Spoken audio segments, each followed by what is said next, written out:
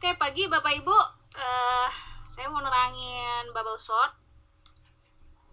Jadi pada intinya adalah di situ ada beberapa variabel ya di algoritmanya. Yang pertama adalah tukar. Nah, tukar ini digunakan untuk kalau misalnya apakah di dalam loopingnya itu masih ada pertukaran atau tidak. Karena bubble sort ini kalau masih ada pertukaran, dia akan terus melakukan pertukaran. Tapi kalau sudah tidak ada pertukaran, berarti sortingnya udah selesai. Nah, temp seperti biasa, ini dipakai buat pertukarannya. Kayak kemarin yang saya jelasin ya. Jadi kita butuh variabel temp untuk tempat pertukaran. Kemudian ada i, seperti biasa, ini sebagai counter. Nah, i ini di set dari 0 sampai 3. Jadi 4 kali, karena di sini ada array-nya ada 5, indeksnya dari 0 sampai 4. Nah, kenapa sih 4 kali? Karena pertukarannya kan dilakukan per 2 elemen array. Jadi ini 1, 2, 3, 4. Jadi kenapa loopingnya hanya sampai 4 kali? Ulang lagi ya. Ini 1, ditukar nanti. 2, tukar. 3, tukar lagi. Dan 4, ditukar. Nah, kemudian i, counter dimulai dari 0.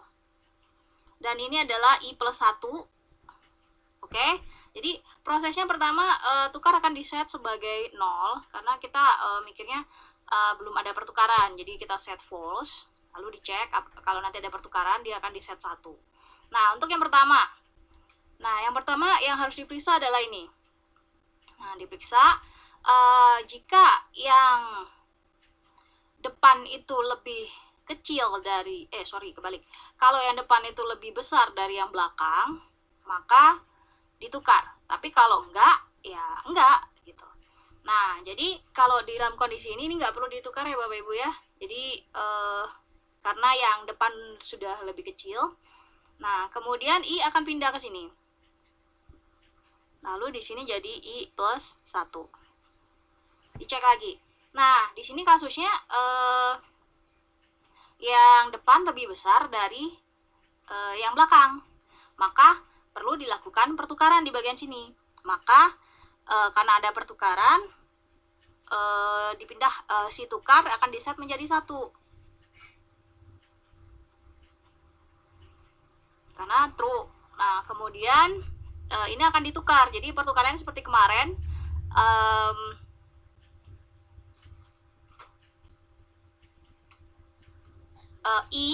I diisi dengan i plus 1. Dan ini dimasukkan ke temp. Sebentar, saya lihat dulu. Oh ya. Oke, jadi i-nya adalah 67 dimasukkan ke temp. Kemudian 23 dipindah ke array i. Kemudian dari temp dipindah ke i plus 1.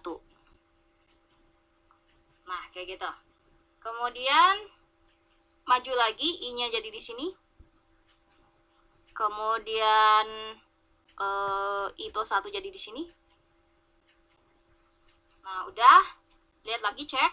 Oh, ternyata yang depan lebih gede lagi kan? Nah, maka ini butuh ditukar. Kayak tadi, 67 dipindah ke temp. Kemudian 28 dipindah ke i. Kemudian dari temp dipindah ke i plus 1.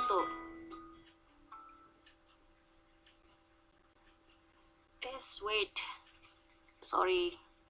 Should be 67 ya. Nah, udah. Lalu i-nya maju. I, kemudian ini i plus 1. Nah, ternyata di sini 67 lebih kecil ya dari belakangnya, jadi nggak perlu ada pertukaran. Nah, kemudian dicek, oh ternyata tukar masih 1. Maka muter lagi ke atas Bapak Ibu. Muter lagi ke atas, tukarnya jadi 0 lagi. Nah, udah.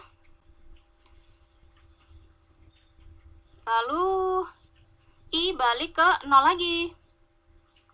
Ke sini lagi. Prosesnya sama. Nah, dicek. Ini lebih besar enggak?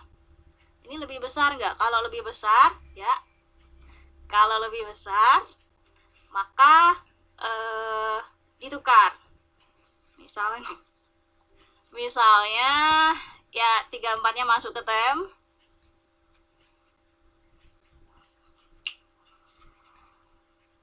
Kemudian 2/3 masuk ke I.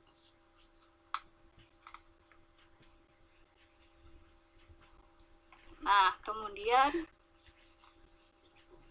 3/4 masuk ke situ. Nah, berikutnya I akan di sini.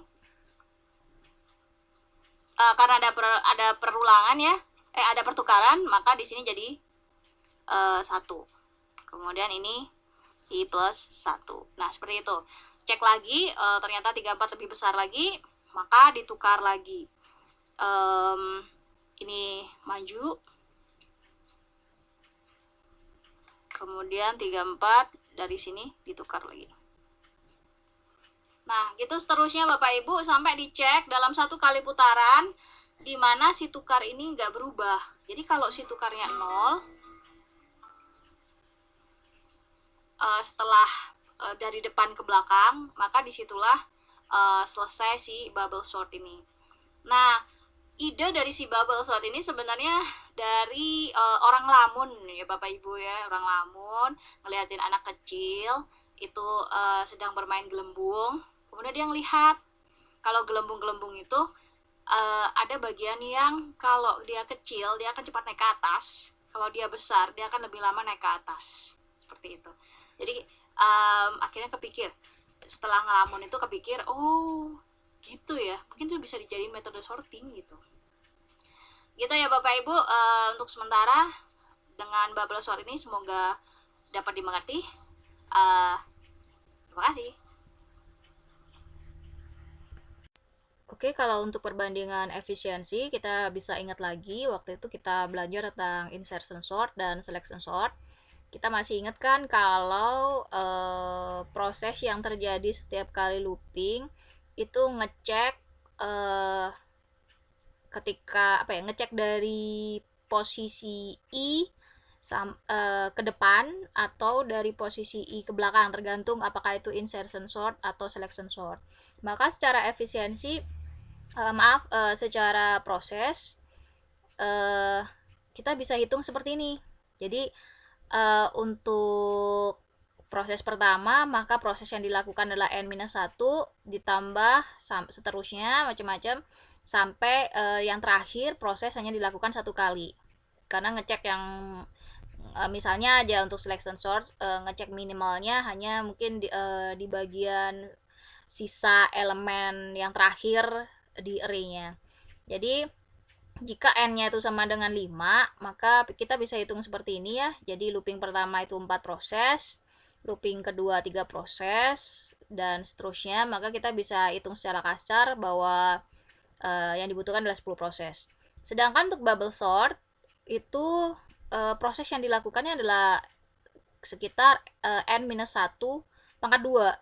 Jadi karena kita lihat sendiri bahwa pertukaran dilakukan per dua elemen dan itu dilakukan terus-menerus sampai tidak ada lagi pertukaran. Jadi misalnya ini kemungkinan terburuk ya. Jadi kemungkinan terburuk. Jadi misalnya si n itu sama dengan 5, n itu banyaknya elemen gitu ya. Maka proses yang dilakukan adalah 4 pangkat 2 yaitu 16. Kita bisa lihat bahwa selisihnya ada sekitar 6 proses. Nah, jika ini hanya untuk satu user, selisih 6 proses, itu nggak masalah ya. Tapi gimana kalau user yang pakai itu ada 1 juta user? Nah, ini kita bisa lihat nih. Kebayang nggak ngelihat loading sampai 1666,67 jam. Jadi, efisiensi itu penting ya Bapak Ibu.